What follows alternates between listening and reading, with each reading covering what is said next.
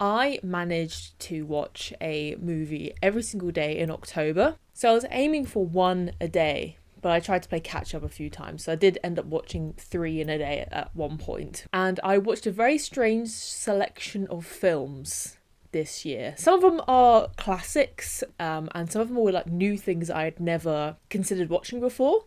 And I also watched some brand new films as well. My name is Moose. I make horror movie content here on YouTube, and I suppose I should just get right into it actually.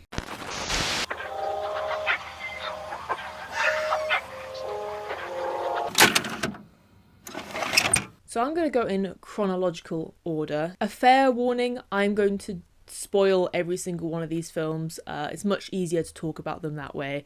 I recommend watching all of these ones on this list, even the bad ones. So if they sound even vaguely interesting, go and watch them.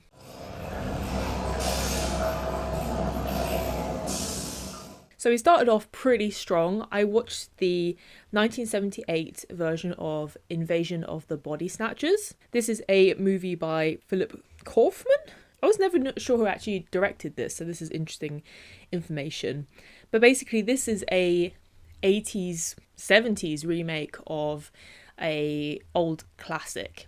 And I really like this film a lot. It's the second time I'd seen it. I get very harrowing vibe from this film. This movie makes me feel quite dark and uncomfortable, and I think the ending doesn't help with that. I always forget that there is like a baby Jeff Goldblum in this film, and Leonard Nimoy is in this film too. But no one trusts each other because then none of them are sure if they're one of the pod people. And I always forget, and I don't know why, but I always forget that this movie has big plants in it, and that's why and how the aliens are taking over. And it seems so ridiculous, but the movie plays it so straight that you believe it. The actual special effects of the pods are really gross. There's quite a few good bits of like body horror in this film. They do a good job of integrating those types of things into the movie. One of my only real complaints is that it gets a little like exposition-y during a certain part. I don't always need a full explanation of what's going on in horror films. I think it works a lot better when you leave a lot of it to the imagination. I also want to note that there's no music in the credits, which is quite a bold move for a movie. The very final scene is so punctuated by the silence of the credits. It really feels like, oh shit, we're in a dire situation. So yeah, that was the first movie I watched.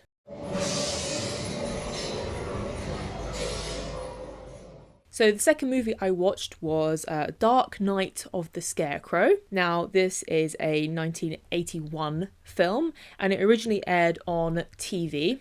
I obviously too young to have seen it on TV when it aired. It's a very simple 80s premise of a disabled man is ostracized by his community and is accidentally murdered by one of the stinky people in town. He comes back to life as a scarecrow and starts killing people. And it's really weird because this was a TV film. It's not very gory or bloody, but because of that, it ends up having some really harrowing death scenes in it. There's one death scene where one of the guys gets killed by grain in a grain silo. He like suffocates to death. And to me, that's slightly more like upsetting than just someone getting stabbed. I quite liked the cozy vibes of this film, but unfortunately it would have worked better as like a segment in like an anthology. It would have benefited a lot by cutting down a lot of its time. The ending seems pretty cool as well. There's a big machine that chops wheat. Murder happens with that, so that's fun. I thought the acting was pretty good as well. Considering it's a TV film, the acting was actually quite solid. Everyone was quite believable. It was okay.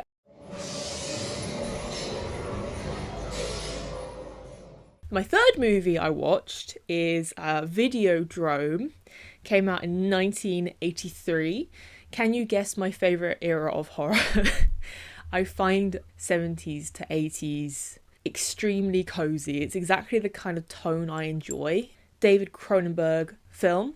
a very iconic horror director. I have seen Videodrome before, so this was not the first time I'd seen it. I really love Videodrome a lot. The basic premise is that a guy who is working for a very seedy production company, I think it's actually a broadcasting agency, so he broadcasts movies and TV, but it's usually like softcore porn or like those kinds of vibes. He's got a hold of this frequency which is showing this really weird, scary, like torture thing happening, and it feels like one of the first instances to me of maybe like a lost media, or it's like very much a fear of the video nasties era. That's what it is. It's very much a fear of finding something seedy and disgusting on tape, because people were able to produce their own videos at around the same time, so a lot of these kinds of things kept popping up, and he's basically trying to find it to improve his broadcasting agency. But this broadcast is so weird that it starts doing things to his body and his mind, and with the other person that he's with as well. It goes without saying that the special effects in this movie are incredible. The body horror is incredible. It's also really weird and is not afraid to get weird, sexual. It's quite uncomfortable in some parts. I find the ending quite uncomfortable. It's quite like a bleak ending. It really preys upon my own personal fears. I grew up in the late 90s, early 2000s, and I had complete unfiltered use of the internet. And if you are the same age as me, you probably understand what I'm trying to say. I have seen quite a lot of unfortunate things on the internet. It's quite interesting to me that this phenomenon also happened in the 80s. It really preys upon my fears of finding a cursed video and it being uncomfortable. Videodrome might be up there for one of my favourite films ever made. I just think it's crazy and weird, and I really recommend watching it. It's very good. 4.5 stars. I didn't really give a long review on Letterboxd. I wrote, "This movie kicks ass," which it does, so it's not an incorrect statement.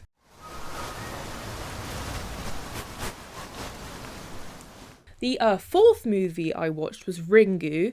Ring, the original Japanese adaptation of it. It came out in 1998, which is later than I thought, actually. I thought it came out mid-90s. The second time I've seen this film too. I hadn't seen it in a really long time, so I wanted to give it another go. The first time I watched it, I was so frightened. I think I remember watching it in the cinema, independent cinema. I was like this the whole movie. Because again, I think coming off of Videodrome, I wanted to rewatch it because it makes me think of just disturbing. The fear of technology in general is something that I find very interesting. Finding a scary thing that can kill you through a video and like taking the photos. My favourite part in this film is when they're taking the Polaroid pictures. Her face is like completely distorted. I think it's really cool. I think it's a very good jump scare. It's a very unnerving, and I think the reason why it's so unnerving is because it's right on the line of being humorous and scary. I think when a lot of horror films ride the line of it being funny, that's when they're taking the risk and it works. I can see a lot of people laughing at those types of jump scares in the film, which, I don't know, something about that line works for me. One of the complaints I have about the film is that both the main characters are very, very quick to believe the curse. There's not a ton of proof to them that gets revealed to them that the 7 days curse is actually real. Like, neither of them actually see someone die from it. They just sort of believe it's going to happen. They have like circumstantial evidence that these other people are watching it and then dying, but there's no like full linked proof. So that I find a bit odd, but there's a good suspension of disbelief that it doesn't become so painful that that's a thing. And this is the second time I've seen this too, and I'm never quite sure why either of them jumped to the conclusion that Sadako is buried underneath the house. I'm not sure if I'm missing like a line of dialogue. They always jump to that conclusion very quickly and out of nowhere. I find that a bit odd. I don't know if I am genuinely missing something, so let me know if there's if you know the movie better, let me know if I missed something with that. It's very sympathetic towards the villain, basically. So Sadako is stuck at the bottom of the well, and there's a whole really cool sequence where they're both trying to dig, they're emptying the well manually, and they're both trying to dig to the bottom of it. And the whole sequence is played, it could be played a lot scarier than it actually is. It's played very sympathetic towards Sadako, because obviously she, as a character, endured abuse. So it's very like refreshing that kind of film would take that angle, not make her terrifying. I mean, the very, very end of the film, she is terrifying because the curse has not been resolved for whatever reason, but I do enjoy that angle.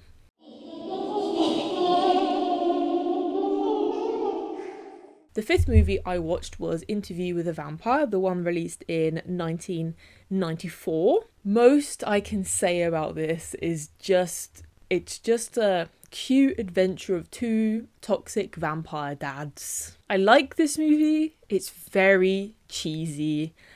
In a good way, in a fun way. A lot of it does make me laugh out loud, and I'm not really sure how intentional it is. There are some really dark scenes in it as well, like the whole concept of the little girl being turned into a vampire and living such a long time is such a bleak, sad concept. And I also didn't realise how much What We Do in the Shadows references this specific film. I don't really have much to say about it. I mostly watched this one because it had good vampire vibes, and it does. I think it's a great toxic vampire dad film, basically. If you're into that kind of thing, you should watch it.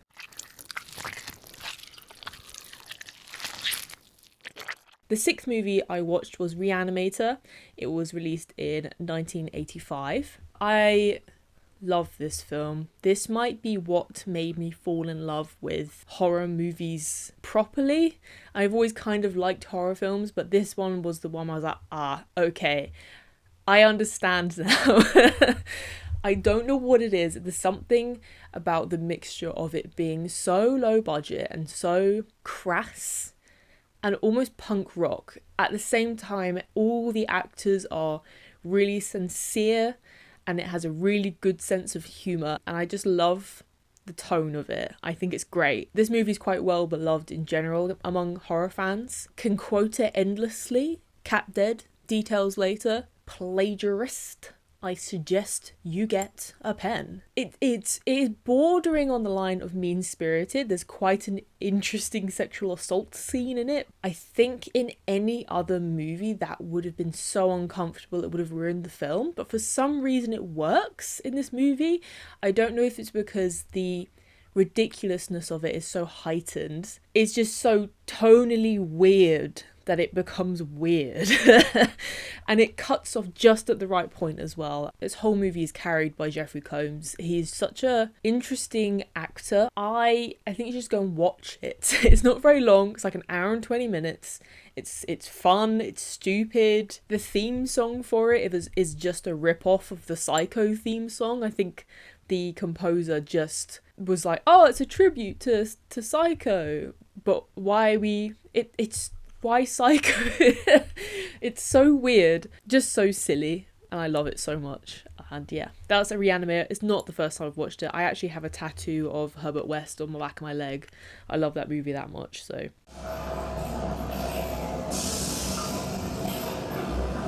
So the seventh movie I watched was Hellraiser, the 2022 release of it. If I'm going to be brutally honest, I don't remember this film that well. I love the original Hellraiser. The first movie is probably up there in my top 10. I love the first Hellraiser a lot. It's kind of hard to watch a remake of a very, very beloved film without making some kind of comparisons while you're watching it. This movie does a good job of making it different, quite different enough plot-wise that it works. I'm trying to remember what happens.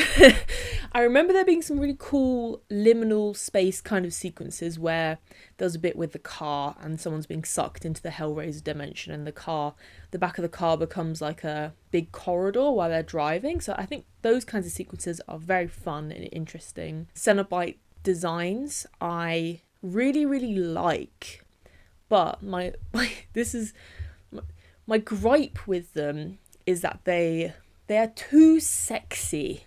And now that sounds stupid because the whole point of the boxes to open up like a pleasure dimension, right? In my brain, you gotta make them a bit ugly and a bit scrunkly, because that's like another dimension of pleasure that people may not explore. I mean, like, I'm using this very loosely as a concept, but very conventionally attractive people are very at the forefront of what is considered sexy, you know? So you would have thought having like slight freak people would be more of a different experience in the in the hell dimension. I remember in the first one there was the really, really fat, like, weird guy, Butterball, and the weird chatterer guy. I don't know. Maybe I'm too gay. Maybe a straight person would find them too ugly, but I don't know. They need to lean into the grossness of it, I think, a bit more. Remakes, sequels, rehashes, whatever you want to call it. It was pretty solid.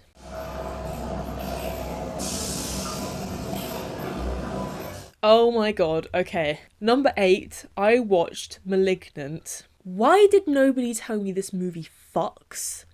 I fucking love this film. I think when it came out, it got so trashed upon. I don't really know why. The movie feels very self-aware and very deliberately comedic and very heightened. I'm gonna fully just spoil Malignant. If you want to watch Malignant, go and watch it. I don't go in knowing anything, just go watch it and know that it's not taking itself seriously. This was directed by James Wan, who did Saw, Malignant. Okay, so plot of Malignant. It opens people walking in a lab frantically, walking in like an insane asylum lab type setting, going to this like child's room. There's like chaos. There's dead people everywhere. They go into this child's room and they look at this little creature that's going, and they're like, the main character lady is like, we gotta cut out the cancer. In the most corny delivery. It is crazy. It is like a parody of a parody. It feels super self-aware but super sincere at the same time. It is great. It feels like the kind of movie that would have been made in the 80s and would be like a cult classic. That's how it feels. In fact, I would argue it's like an action horror film, especially near the end. A lady's getting abused by her stinky, icky husband, who's also like the most evil husband ever. He's like, you always have miscarriages when you're pregnant. Why can't I never have a child? He's like literally got that kind of dialogue. He slams her head against the wall, and basically that starts a chain of events where she starts having these dreams or hallucinations that she's somewhere else. And it turns out that him smashing her in the head opened up the back of her brain where there's a little friend, a little freaky brother guy who's like conjoined to the back of her head. And he is the one doing the killing. So like her whole body turns around backwards and he has a whole little outfit and he goes out and he's killing all the scientists that like tried to cut him out to begin with. It is fucking crazy. You can tell that James Wan was like taking the piss in the best way possible. It is so audacious and so silly, and all the actors feel like they are like children. They feel like they are acting how children think adults would act in this situation. Their dialogue is so simple and stupid. It's great. Go watch it. I think it's great. It might be the best thing I watched this month, which is best new thing I watched this month, because it's wild. Oh, it also has an incredible and really over the top spooky atmosphere. The mansion she lives in is literally like on the outside a spooky mansion, and it has tons of fog. It's like an old Dracula movie. The creepy abandoned asylum is like a whole bit. There's I forgot. Her sister's going to the asylum to try and find old tapes of what happened to her sister, and she like parks right at the edge of the cliff. And you think that this is like a setup for something later, like maybe she gets into a car, she's being chased, she drives off the cliff. No, she just drives really close up to the cliff, goes into the asylum, gets the videotapes, and goes home without any issues. It's so stupid. It's so stupid, I love it. It's so dumb. I was doing a little bit of reading afterwards. James Wan was basing the movie off old giallo films. So Italian horror films, there was this era where horror films from Italy they had quite a very strong style. Suspiria is one really good example. So there's some scenes in it which feel like an old giallo film, which is nuts. Like the lighting is really red, or like the angles are crazy, and even the killer is like dressed as like generic giallo killer man. He's got like a leather jacket and like a weird weapon and leather gloves. It's great. I think it's really great. I think Malignant's is very underrated, and it's very nice to see a movie that came out in 2021, a horror film that it doesn't feel bland. Like, I feel like a lot of horror movies that are coming out now feel very bland.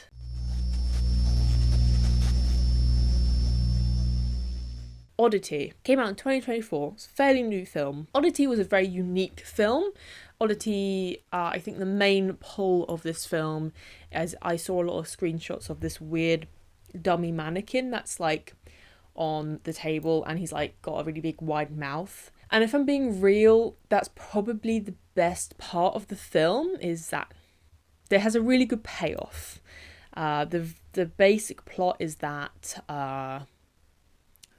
it's a couple who are moving into a new house. The wife is there and her husband's at work, and the wife starts like hearing weird stuff in the house, opens the door, and the door is like there's a clearly mentally unwell man at the door telling her that he saw someone go into her house. And that obviously incites a big slew of events. Has a very interesting twist at the end, which you could probably see coming, but also they play it in a way which makes it like, oh okay, that's interesting, I like that. It has a lot of really good supernatural elements in it. It's integrated quite well into the film.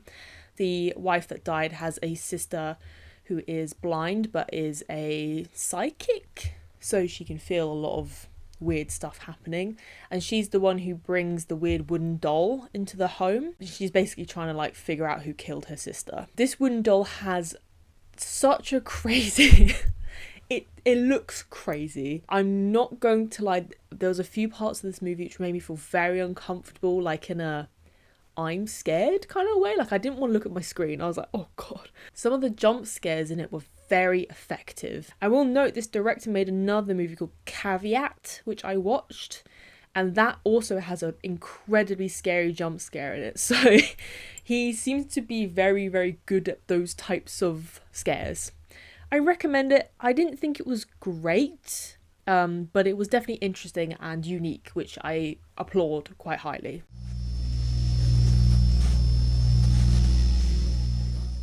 Number 10, I watched Evil Dead 2. I watched this because I think I needed something easy to watch to fill in the gaps. I like the Evil Dead movies, but they've never really like resonated with me very highly, and I'm not really sure why. I especially think the pacing of the second one is a bit nuts. I do prefer my movies to be on the slightly slower side. The second one is almost like it's just non-stop. It's non-stop information.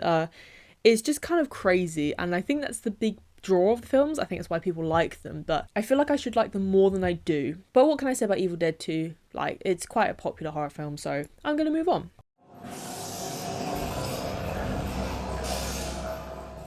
I watched The Fog, the John Carpenter The Fog movie from 1980. I've watched this before, but I watched it at a all-nighter movie marathon and I fell asleep during The Fog, so I don't remember it very well. But I rewatched it this year and I kind of almost did the same thing. I like the setting of this film. I like where it's set.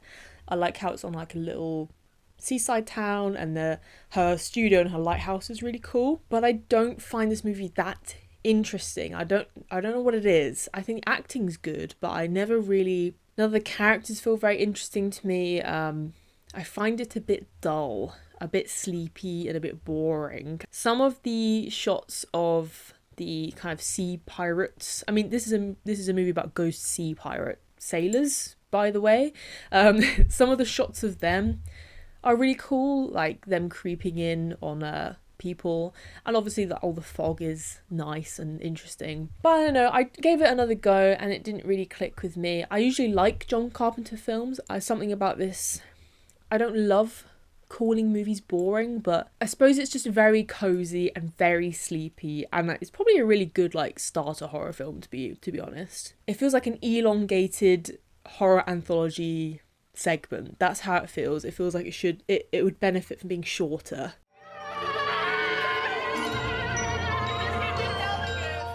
This is VHS Halloween. It's the one that came out this year in 2025.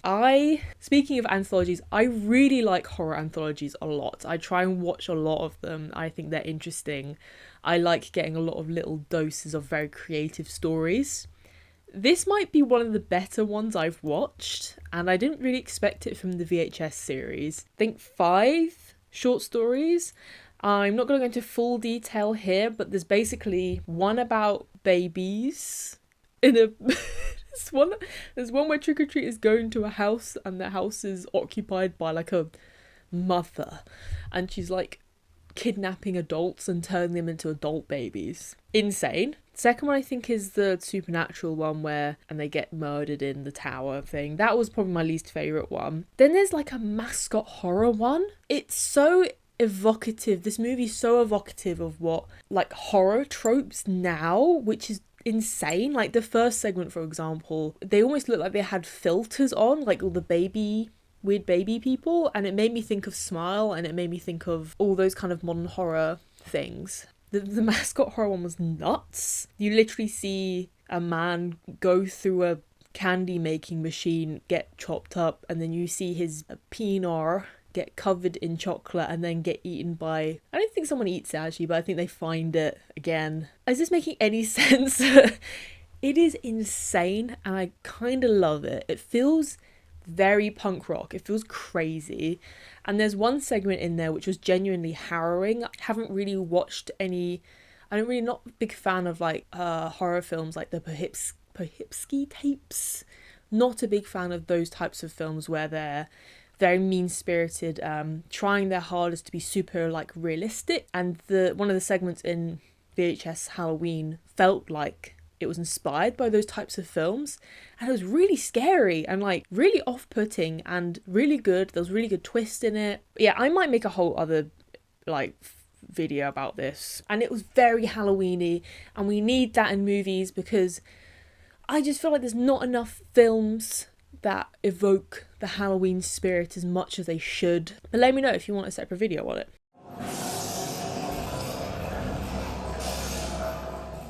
I watched Bram Stoker's Dracula, 1992 one, so another 90s vampire film.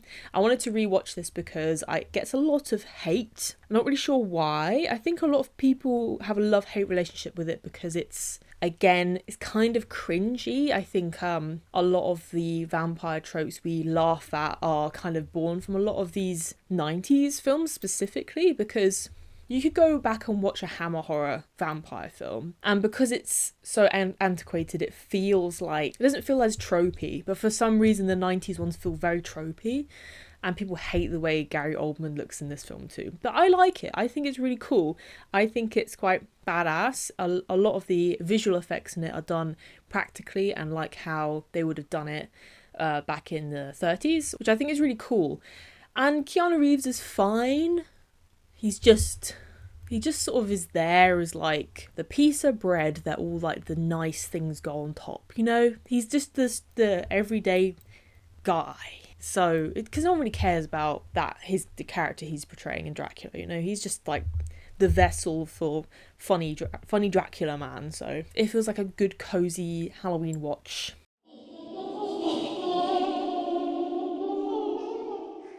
I watched the 1986 film Dolls, directed by Stuart Gordon. Good thing to note that Stuart Gordon also directed Reanimator as well. And Dolls was a kind of random find. I just saw it browsing on streaming. I'd never ever heard of it before. I really thought it was going to be bottom of the barrel trash, but it was quite interesting. It was pretty funny. Like, it lent into the humour quite hard.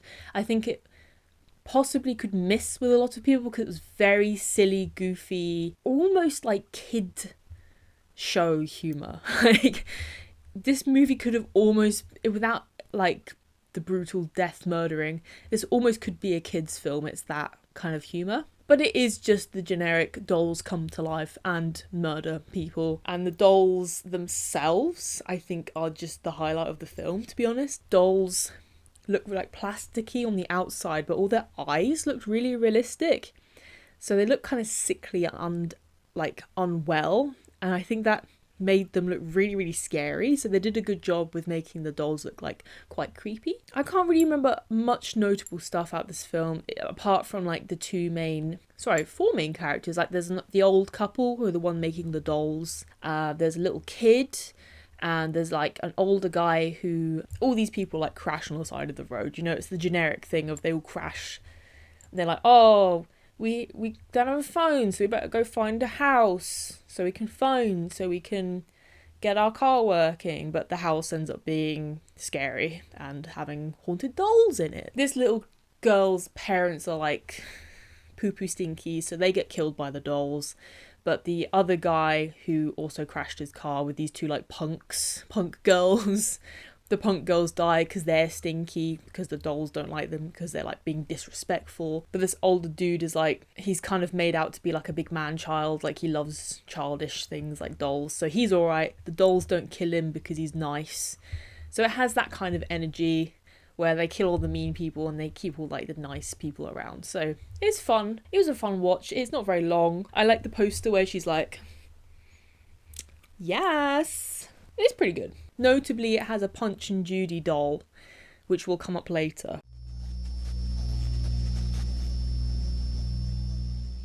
This is 2022 Skinamarink. This movie, right, this is a controversial movie because I think a lot of people think it's boring, which is completely valid. But I also think you need to watch this movie in the correct environment. So I watched this film by myself in this room with all my lights off. Usually when I watch horror films, I'll have some of my little candles going, these little guys.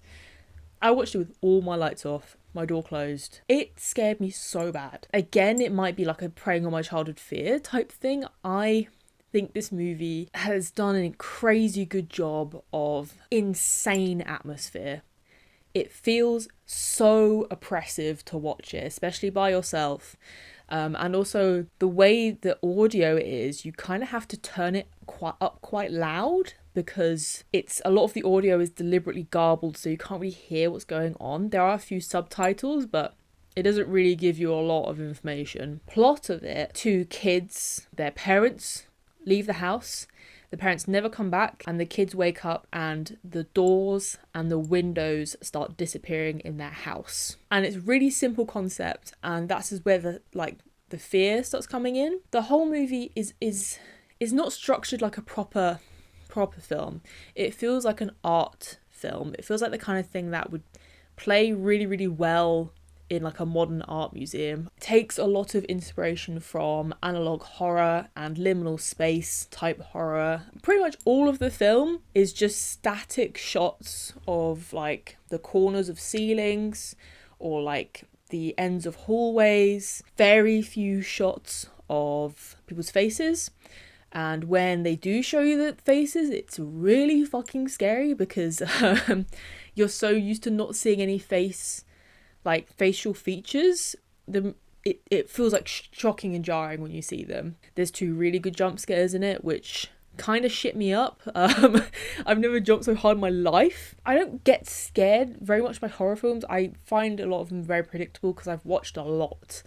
And this is another example where a bit like Oddity, where they did a really good job of not making the jump scares predictable. Like, I didn't know when it was going to come. And there's a few really disturbing scenes in it. Like, if you've seen it, there's that scene where the kid walks into his parents' bedroom after being in this house with no doors and windows for like a few days, and he sees his mum sitting on the end of the bed, or his dad. His mum or his dad tell him to look under the bed, and he looks under the bed and there's nothing there. Well, the jump scare is going to come up when he looks on top of the bed. Looks on top of the bed, no jump scare. and it feels get this really sad atmosphere because obviously it's this kid who really, really wants his parents, and it's from his like perspective. And this whole scene of him in his parents' bedroom, it just feels so sad. There's one really good like creepy moment at the end of that scene, but it just keeps going on, and you just like don't know when it's going to end. You don't know when it's going to show a scary thing to you. So the tone of the movie is very like sad and dire, and I think the crux of the film is that these kids are stuck in this time loop inside their house forever. I really like Skinamarink. I wish I'd seen it sooner actually.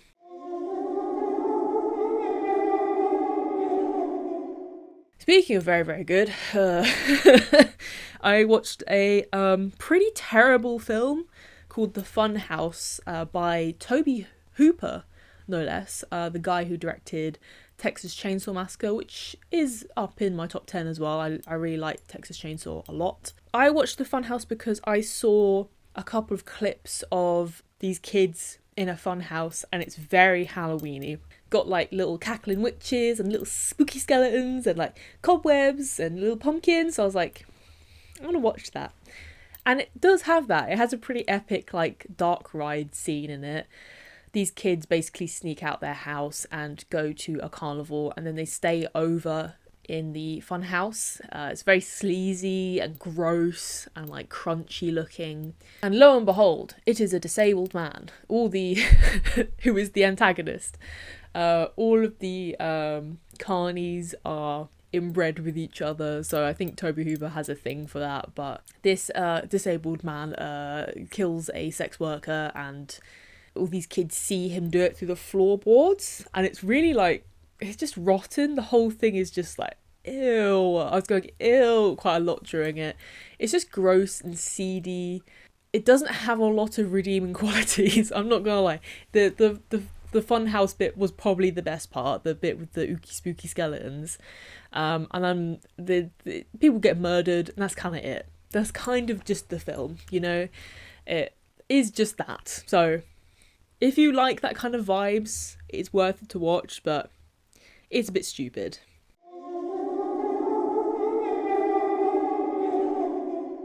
Speaking of stupid, I watched Scooby-Doo. Does this count as a horror film? Kinda. My Babby's first horror film is Scooby-Doo, the 2002 one, the one where they go to Spooky Island. I probably won't talk about this that much.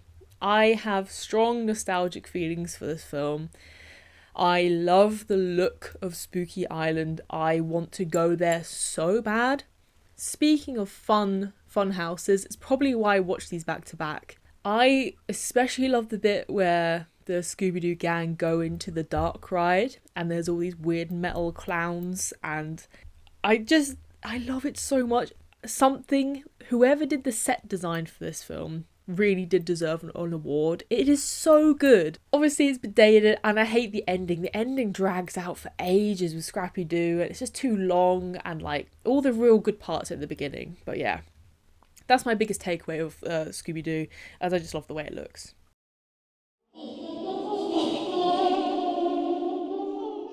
Next, I saw Arachnophobia, the 1990 movie. I went to go see this in a cinema. It was okay. It's very family friendly. It's not really a horror film unless you're very scared of spiders. It's okay.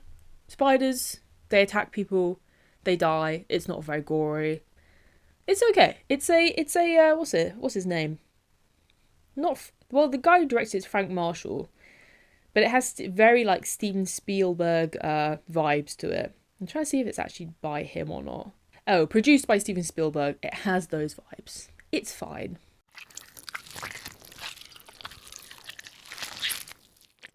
This is the Mortuary Collection. Came out in 2019. This is a horror anthology movie. You can see I was quite excited to watch this. I was like, the trailer makes it feel like old school, almost like Creepshow type anthology horror film, but set in modern times. So it was a creepy guy who works in a funeral parlour. That's the wraparound story. And someone comes in because she saw his ad in the paper about having a job. So she's like, oh, okay, I'll come in and apply at this funeral parlour. So that's like your anthology wraparound story. The vibes are very spooky. It's like, oh, spooky house, you know, creepy, or spooky, like. And then the first story is about Jacob Elordi male pregnancy. And it is like, huh? It's like, what? So bad, but not in a fun way. It's like it feels gross. Very first anthology story in it is like to do with a mirror and like tentacle coming out of a mirror and killing a lady because she's greedy. That's it. I hate the kind of commentary this movie does on itself. So the first proper long story is about a guy, these like frat bros, these like gross college age frat dudes. They are handing out condoms and they're being douchey, basically. They're talking about how much, you know, women are just there for sex and stuff. So they're setting up these people to be shitty people, right? Which is fine. That's a very normal horror trope. What happens is that he has starts having sex with this girl. This girl puts a condom on him and then he takes it off mid-sex, right? This gave me such ick because it wasn't fun to watch, you know, it felt icky and not in like, I can't describe it. It wasn't camp enough or stupid enough to work, but they also were trying to make it camp and stupid. The whole crux of it is that it's like a social commentary on not using protection and how that affects you, because what ends up happening is he gets pregnant. So the opposite happens. He gets pregnant. There's not a lot of like, that's kind of it. That's the social commentary. You know, man is stinky, does stinky thing, has consequences. It's very weird. But his dick explodes, giving birth to the baby. Okay. The thing that made me hate this film though was, okay, the short was weird and tonally a bit wrong. When it comes back to the wraparound, one of the main characters in the wraparound, she literally is like, oh, that was a bit of social commentary, wasn't it? That was a bit of a shit story. So the movie itself is saying that its own content is terrible. And I think that was meant to be funny, but it wasn't. It was just like, oh yes, actually I agree with that lady. It's just like, oh yes, movie, I do agree with you. That was shit. So the rest of the short stories kind of follow the same sort of beats. The last one kind of redeems itself because the last short was a bit more of a basic like slasher almost, and it had a fun twist at the end. And it's weird because right near the beginning of the film, it's like this funeral parlour man is saying to this potential employee, like, she's like, please tell me a story, and he's like, oh okay, I'll tell you a story, and then she's like, oh, a creepy story punctuated by a interesting twist. Like, she says that kind of stuff and it doesn't work. It just doesn't work for me. It came across as just like stupid, but not in a fun way. So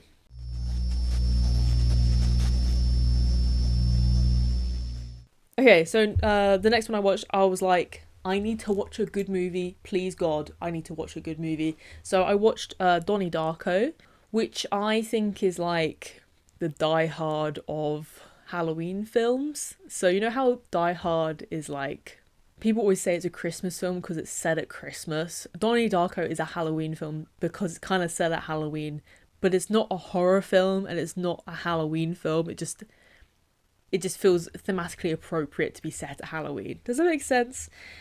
It's such a good film. I do like it a lot. The actual time travel stuff in it doesn't make any sense, but it doesn't really matter because the movie's a bit more about the themes of prophecy and fate and those types of things rather than it being a literal science fiction film.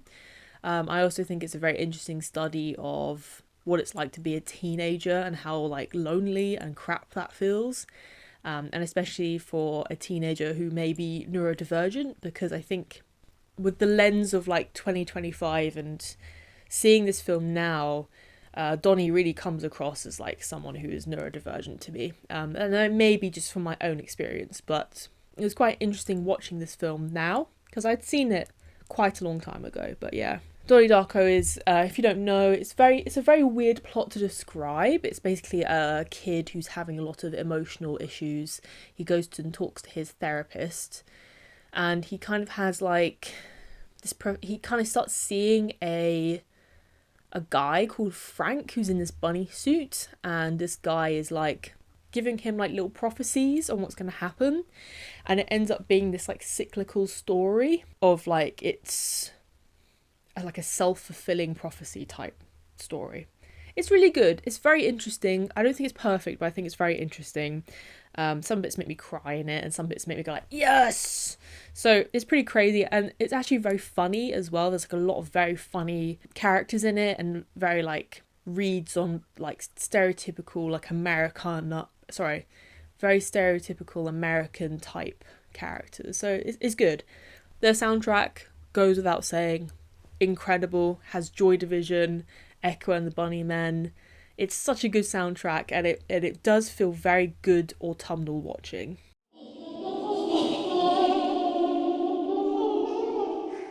Next, I watched The Raven. The Raven is a 1963 movie directed by Roger Corman, and it has Vincent Price in it. It has Peter Lorre in it. It has Boris Karloff in it. So I watched this. Oh, it has Jack Nicholson in it as well. For some reason, he's just there. This is a movie about, well, Roger Corman basically did a whole slew of movies loosely based on Edgar Allan Poe stories, and this is the one that's loosely based on the poem The Raven. When I say loosely, I mean like it has a raven in it, and it has a character in it called I can't remember her name. It has the character in the poem that he's falling over. That's it. The movie is about a raven going into Vincent Price's house, and the raven can talk, and the raven is actually a wizard that's been turned into a raven by this other wizard who's more powerful than him, and they end up just having a wizard fight. And that's the movie. It kind of slaps, I'm not gonna lie. The special effects are terrible, but they are terrible in that quaint, charming, old school fantasy way, and it's very funny. It has obviously 3 horror greats in it. Boris Karloff, icon, he played Frankenstein's monster in the original one. He's very funny. Vincent Price is also an icon. Peter Lorre is an icon. So I really liked it. It's not a horror film. It's very silly and stupid, but it has like the good autumnal like atmosphere, and I think it fits just right in. I think it's very silly.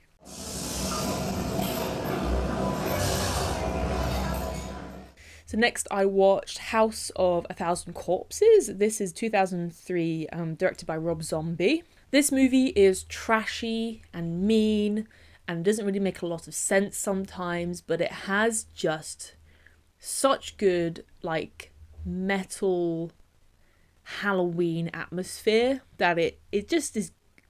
I like it a lot. I think it's good. I think a lot of people hate on it, and I think it's quite dated now, unfortunately. What was it? 2003.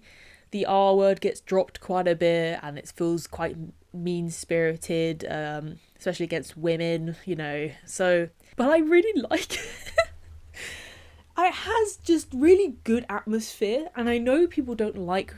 The biggest complaint about Rob Zombie films is that people find, especially House of a Thousand Corpses, to be directed almost like a music video, but I was never really sure what the complaint was there, because music videos are sick. Why wouldn't you want like a long music video? And sure, some of it's weird and doesn't make sense, but it kind of slaps. And the vignettes, like everywhere they go, like the set design is crazy. Like the part where the Firefly family, which is like the crazy family in it, are doing a show, like a Halloween show to their guests, their kidnapped guests. Like the back is just full of just crap. It's full of taxidermy. It's full of dolls. It's full of just random stuff. It feels like the whole movie feels like an oddities museum. It's just really satisfying to watch. Like, it just feels good to watch. I like it. Captain Spaulding, he's so good. He is such a good sleazy clown. It's almost as if that man, that was his thing. He just had to do that.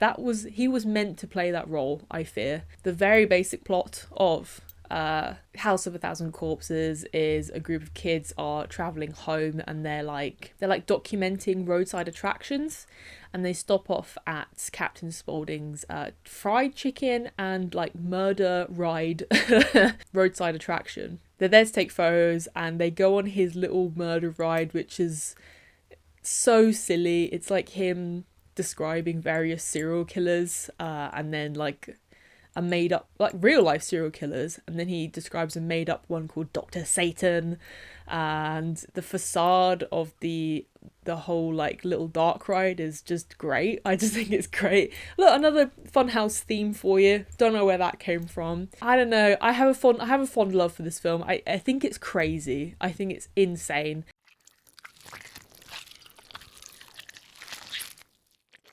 Next up, we have another horror anthology called Scream Time, 1983. I just found this on streaming. It's not even like really directed by anyone notable, or it's kind of feels like a forgotten movie, to be honest. It's a horror anthology. It has a super loose wraparound where these kids in New York steal some videotapes, some VHS tapes. Oh my god, this movie is the original VHS movie.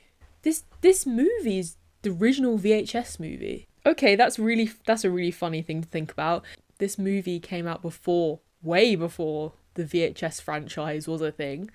So it's literally these kids who live in New York. They run into a video store, they steal some VHSs, they come back to their shitty apartment and they watch the VHSs, and each tape is a short horror story. And there's 3 of them, and they're all very like face value. They're all very stupid and very simple, but they're all kind of made well considering the budget, and like I feel like there wasn't really anything else like this at the time I can think of off the top of my head. Creepshow, maybe? I'm not sure when Creepshow came out, but it has that kind of vibes. But I will say, the first story is about, the wraparound is Americans, like New York Americans, and then every short is British people. I'm not really sure what happened there. It's just weird. It's just strange. So the first one is about Punch and Judy. It's about a guy who's making who wants to, the only thing he wants to do is he wants to put on his puppet shows to kids. That's it. That's all he wants to do. But his wife is like, no, you gotta stop doing that stupid Punch and Judy stuff, and we're gonna move to Canada. And so he goes crazy and kills them all. What a guy. And you can see the twist coming, like, as soon as the short starts. You're like, that guy is going to be killing his wife and family. But it's kind of deserved, because his wife is being just like a hard ass for no reason. He just wants to sit in his shop, make his little puppets, just divorce him. Like, it's silly and stupid. You get to see a man with a punch puppet just punching people. It's pretty dumb, and I like it. The second one was cool. The second one was about a family moving to a haunted house, and the lady in the house, she's a stay-at-home mum, so she sees stuff during the day, and it's actually filmed really well. The house they've just moved into, so the house is quite empty looking, dare I say, liminal. She starts seeing like a kid in the garden, and she starts seeing like a guy with a knife walking down her hallway, and he just disappears. Her husband doesn't believe her, and there's a pretty crazy twist. So spoiler, the crazy twist is that she gets so upset that she moves out the house. While she's gone doing some other things, there's another family that's moved in, and her husband goes up to the new family's house and is like, oh, you all settled in, I'm here to pick up something.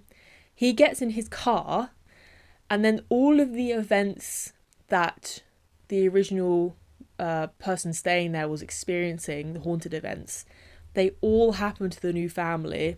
And it's really cool. And I know it's like a stupid concept, but the way it's executed is pretty good considering it's like a low budget 80s film. The killer kills the husband and then kills the new family that's in there, and there's like a little kid that's been out on like his bike in the yard. It's really well done. I think it's quite clever. The third one was stupid. It was about a kid going to a house and helping out these two old ladies. They are definitely lesbians, these two old ladies. They were roommates, helping these two old ladies garden. And then he sees like a big trunk in their house and wants to goes back with his mates and steals the trunk out of her house. But then they start getting attacked by fairies, and then they start getting attacked by zombies. So like, that's the short. So yeah, I like Scream Time. It was a bit of a random gem to find, so that was quite nice.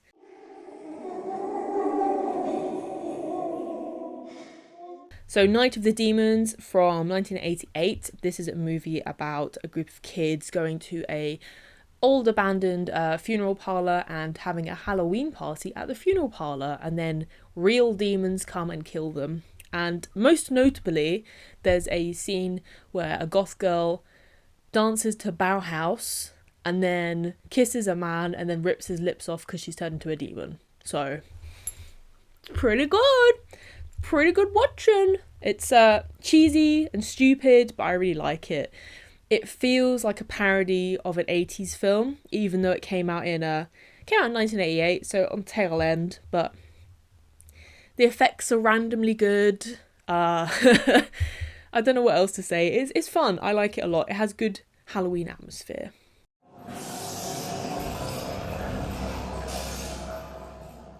Then I watched Zombieland from 2009. I'd never seen Zombieland before.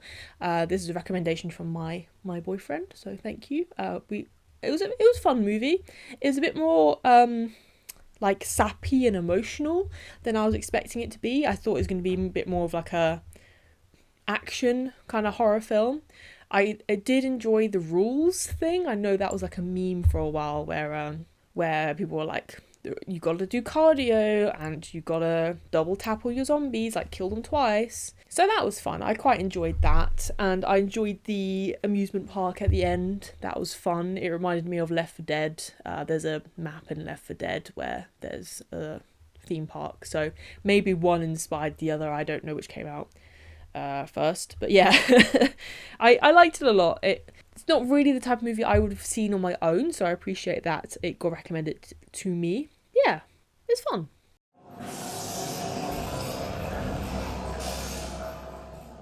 Okay, then I watched Insidious.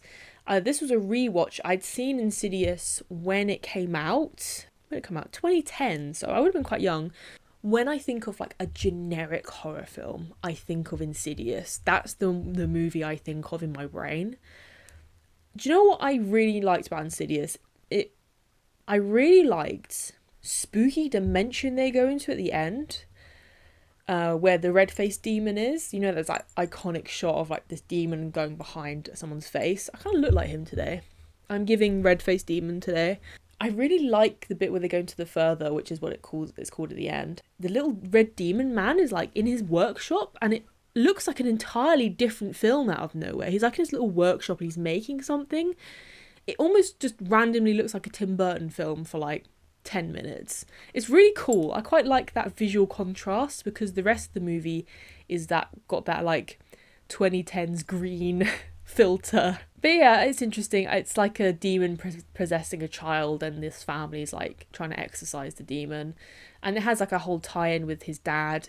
Like they both astral project, and this dad has put that onto his kid. And it's an interesting concept. It's better than I remembered.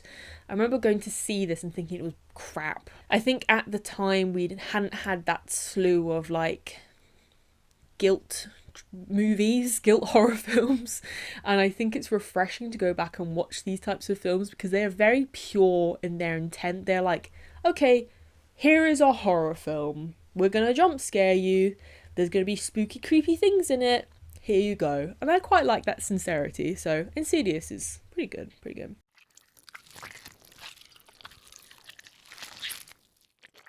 Okay, we're on the last few now. I'm going to speed run Sleepy Hollow. I watched Sleepy Hollow. I had seen it before a long time ago. I just watched it for creepy, spooky vibes. This movie's great to have on in the background, I think, if you're like doing a Halloween party, because it's got a lot of really good atmospheric shots in it. But that's kind of all that's going for it. I mean, I really like Christopher Walken in it, but he is just being like, the whole movie. So, yeah, it's okay. I never really find the story of Sleepy Hollow that wildly in depth. You know, it's just kind of a haunted guy. The visual of it is way more striking than the actual tale itself. And I find Johnny Depp in a lot of movies personally to be a bit boring. I know something about him.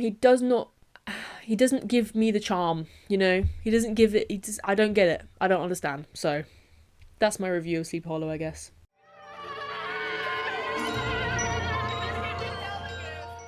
Iconic film, Trick or Treat, I watched next.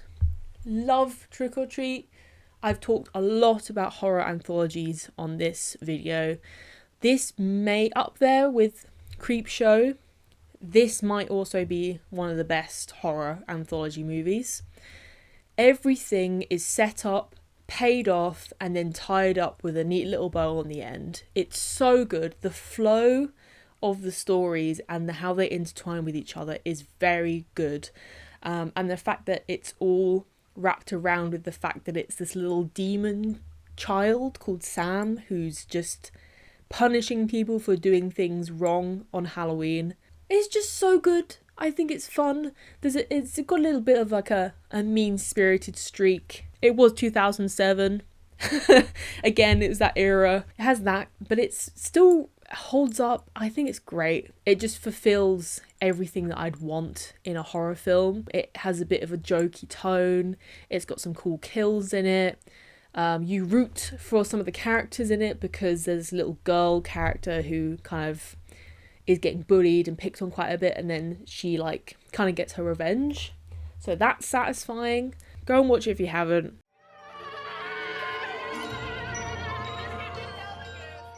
Fright Night, I watched Fright Night, 1985 Fright Night. I love this film to bits. This is another top 10 movies for me. It's quite funny because it's a movie that is set in the 80s.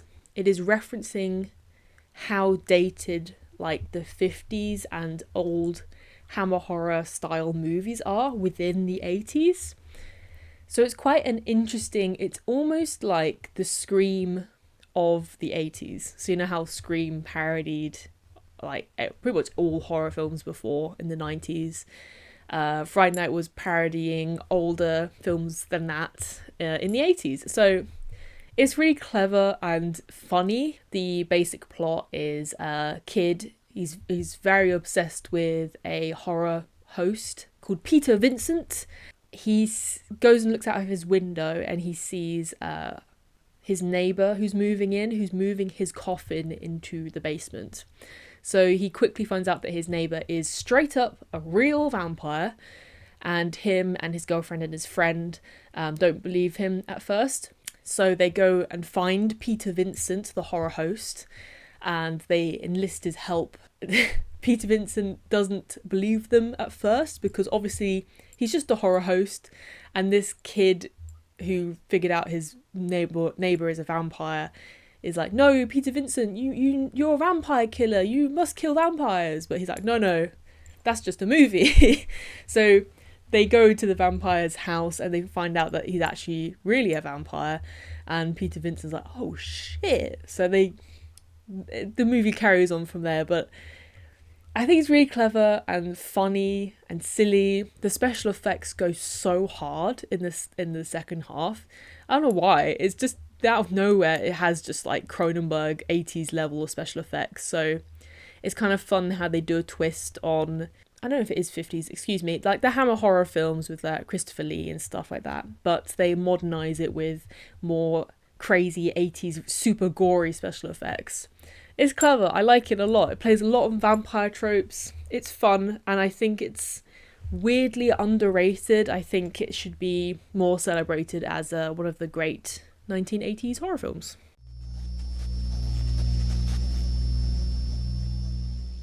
Three left. We've got three left. So I watched the 2018 Halloween. So this is kind of like a direct sequel to the first Halloween. I'm not sure if it counts the second one or not. I'm not really sure about my Halloween lore because I've only seen Halloween 1, 2, and 3. That's it. And then this one. I thought this was okay. It was entertaining. Again, it had good Halloween atmosphere. I am not a huge fan of watching like remakes or reboots of newer horror films. I don't find them that interesting. I'd rather go and watch something new or something I hadn't seen before. I understand that Michael Myers and like this very like beloved series. I like the first Halloween quite a lot. It doesn't vibe with me. It feels like rehashing for no reason. They feel I must admit I have a bit of a cynical angle with a lot of these remakes. I find they are just sort of cash grabbing.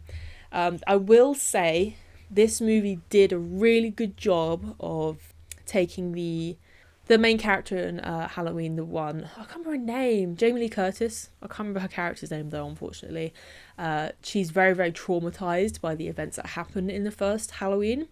So it's kind of like it's a really good representation of how trauma can be passed down through generations, because it passes down to her daughter, and then her daughter almost passes it down to her daughter near the end. And it's interesting. It's almost like she becomes the killer and the monster. I thought it was good. I thought they did a really good job. The script was good. Like, I thought the ideas were there. Like, I think if they'd done it any other way, it'd be quite boring. So I'm glad they added that element of Jamie Lee Curtis being like super paranoid and frightened, because she would, you know? It makes sense.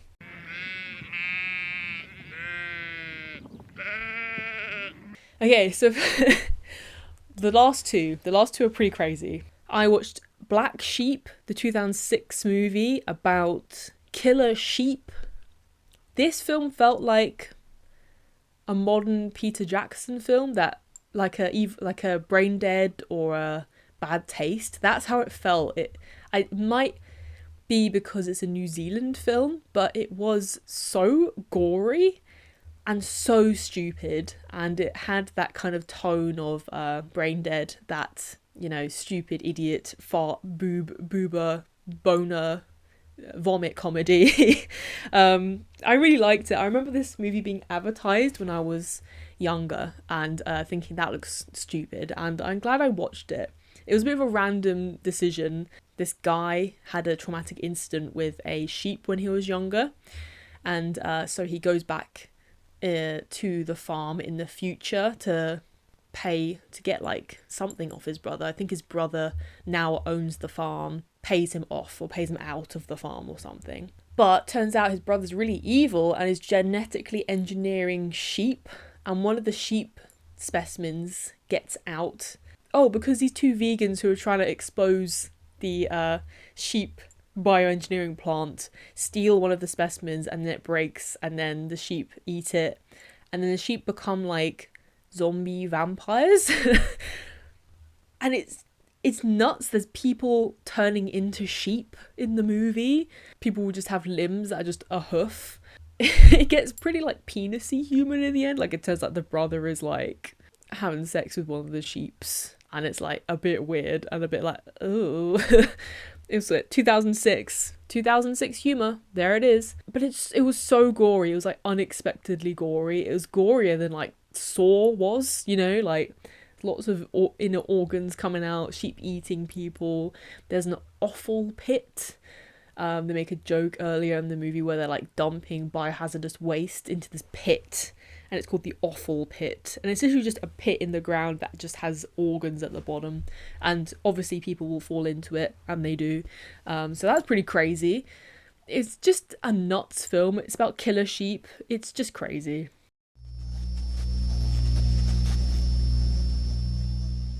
The last movie I watched of October was a film called Evil Speak from 1981. So I watched this because I was doing some research for something else, and I found out this movie was banned in the UK as part of the video nasties, and it only really recently had a remaster and like a basically unbanned. And the biggest reason why is because it has extremely strong satanic themes in it. It's not necessarily because it's overtly grotesque or upsetting or offensive. The time it came out, there was a huge satanic panic. People were very, very frightened of Satanism, and this movie is very satanic. The plot of it is a kid who is in military school, is being bullied and like pretty badly abused by his teachers. Place where the military school is on, the church was originally part of a monks that settled there and were part of a satanic cult, but the people who run the military church don't know this. It was just like a secret thing that the monks kept to themselves. So underneath this church is like a big basement with satanic stuff in it, basically. And of course, because it was the 80s, there was a big technology boom. So this kid is really, really smart, and he uses a computer in class. So he starts typing in Latin things into the computer from this book that he found in the basement, because he has to go clean up the basement because he's being punished. And so what happens is he's getting bullied so bad that he starts typing into the computer like, please punish my enemies, all that kind of stuff. He starts worshipping this satanic cult. And it's kind of like, it has a very similar plot to Carrie, where it's kind of like the male masculine version of Carrie, where it's like this guy is getting revenge. And the very end of it is obviously the satanic thing worshipping work. This kid gets possessed by a demon and starts just lopping people's heads off. He floats in the sky, starts lopping, like, gets a sword, starts swinging left, right, centre. There's evil demonic pigs in it that kill a lady for no reason. The movie's a mess. Like, some of it doesn't make any sense. And they didn't really tie up some of the loose ends. Part of that is because the movie was quite heavily cut down to have a re-release.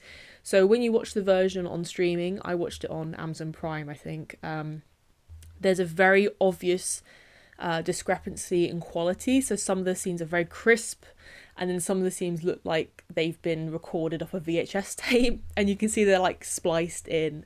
So it's possible that some of the movie has just been lost to time.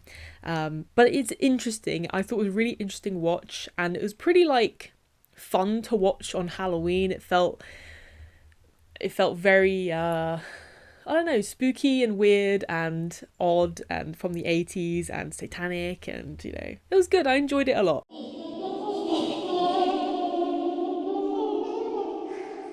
Accidentally, we have overt themes of VHS, fear of technology, and fun houses, and Punch and Judy. So yeah, that's all the movies I watched. I think if I'm going to give you a top 3 that I enjoyed the most, I'm going to ignore the ones I've seen before. The top 3 ones I hadn't seen before are probably Malignant, VHS Halloween, and Skinamarink are my favourites that I watched this year. Thank you so much for watching this video. I know it was a long one. It was a long one to record, and I can feel my voice going. So I hope you enjoyed.